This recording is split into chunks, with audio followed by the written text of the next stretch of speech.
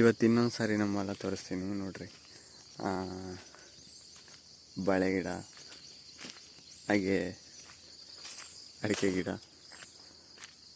ಬೆಳಿಗ್ಗೆ ಇವತ್ತು ವೀಡಿಯೋ ಮಾಡೋದಕ್ಕೆ, ಸೂರ್ಯ ನೋಡೋದಕ್ಕೆ ಯಾವತ್ತು ವೀಡಿಯೋ ಮಾಡಿದ್ರು ಚೆನ್ನಾಗಿ ಕಾಣಿಸ್ತಾ ಇರುತ್ತೆ. ಅದೊಂದು ಖುಷಿ ಆಗುತ್ತೆ. ಯಾವಾಗ್ಲೂ ಅಷ್ಟೇ, ಇವತ್ತೇ ಅಂತಲ್ಲ, ಯಾವಾಗ್ಲೂ ಸೂರ್ಯ ಬೆಳಿಗ್ಗೆ ಹೊತ್ತು ಇಲ್ಲ ಸಾಯಂಕಾಲ ಹೊತ್ತು ವೀಡಿಯೋ ಮಾಡಿದ್ರೆ ಚೆನ್ನಾಗಿ ಕಾಣ್ತಾ ಇರ್ತದೆ.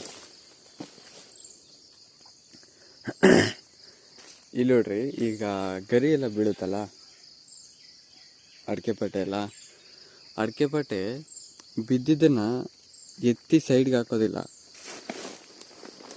ಅಕಸ್ಮಾತ್ ಏನಾದರೂ ಸೈಡ್ಗೆ ಹಾಕಿದ್ರೆ ಮತ್ತೆ ಆ ಕಡೆ ಅದು ಗುಡ್ಡೆ ಹಾಕಿ ಮತ್ತೆ ಅದು ಕೊಳೆತ ಮೇಲೆ ತಗೊಂಬಂದು ಇತ್ತೆ ಹಾಕ್ತೀವಿ. ಫಸ್ಟ್ ಅದೇ ಥರ ಮಾಡ್ತಿದ್ದಿದ್ದು ಒಂದು 7-8 ವರ್ಷದ ಹಿಂದೆ ಆ ಥರ ಮಾಡ್ತಿದ್ದಿದ್ದು. ಆದರೆ ಈಗ ಆ ಥರ ಮಾಡಲ್ಲ.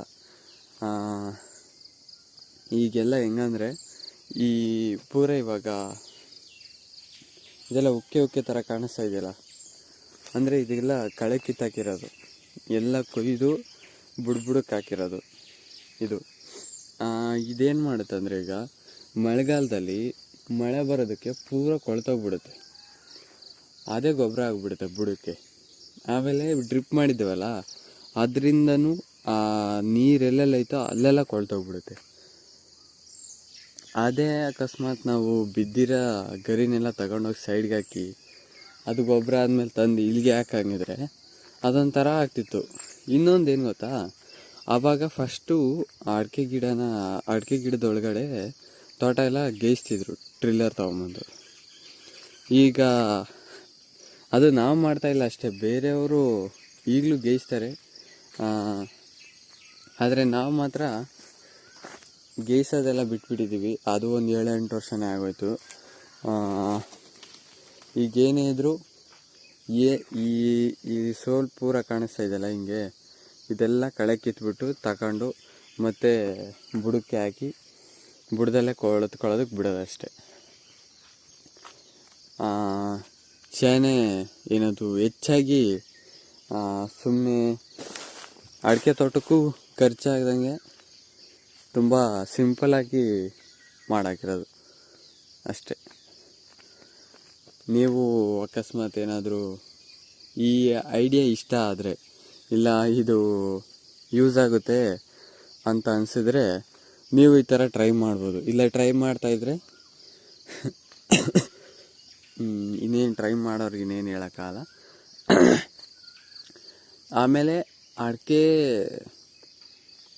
ಕ್ವಾಂಟಿಟಿ ಕೂಡ ಆಲ್ಮೋಸ್ಟ್ ಚೆನ್ನಾಗೇ ಇದೆ, ಏನು ಕ್ವಾಂಟಿಟಿ ಕಮ್ಮಿ ಆಗಿದೆ ಗೇಯಿಸ್ದಂಗೆ ಅಂತ ಏನಿಲ್ಲ. ಕ್ವಾಂಟಿಟಿನೂ ಚೆನ್ನಾಗೇ ಬರ್ತಾಯಿದೆ. ಇಲ್ಲಿ ನೋಡ್ರಿ, ಇಲ್ಲಿ ಇದು ಕಾಣಿಸ್ತಾ ಇದೆಯಲ್ಲ, ಇದೇ ಫಸ್ಟ್ ಇಲ್ಲಿಗೆ ತೊಗೊಂಬಂದು ಹಾಕ್ತಿದ್ದಿದ್ದೆಲ್ಲ. ಈಗ ಇಲ್ಲಿಗೆ ತೊಗೊಂಬಂದು ಹಾಕಿ ಮತ್ತೆ ಇದೇನು ಕೊಳೆತ ಮೇಲೆ ಎಲ್ಲ ತೋಡಿ ಮತ್ತೆ ಇದರೊಳಗೆ ಹಾಕ್ತಿದ್ವಿ. ಆದರೆ ಈಗ ಅಲ್ಲೇ ಎಲ್ಲ ಅಲ್ಲೇ ಕೊಳೆಯೋದಕ್ಕೆ ಬಿಡೋದೇನೆ. ನೋಡ್ರಿ, ದೊಡ್ಡ ತೋಟದಲ್ಲಿ ಪೂರ ಹಂಗೆ ಬಿಟ್ಟಿದ್ದೀವಿ. ಇದರಲ್ಲಂತೂ ನೀರು ಬಂದು ಪೂರ ಎಲ್ಲ ಹಸ್ರುಗಾಗಿ ಹೋಗ್ಬಿಟ್ಟೈತೆ, ಬುಡನೇ ಕಾಣಲ್ಲ ಆ ಥರ. ಅದು ಬಿಟ್ಟರೆ ಹೊಸ ಗಿಡದಲ್ಲಿ ಟ್ರಂಚ್ ಹೊಡಿಸಿ ಗಿಡ ಇಟ್ಟಿರೋದು. ಇದಕ್ಕೂ ಅಷ್ಟೇ,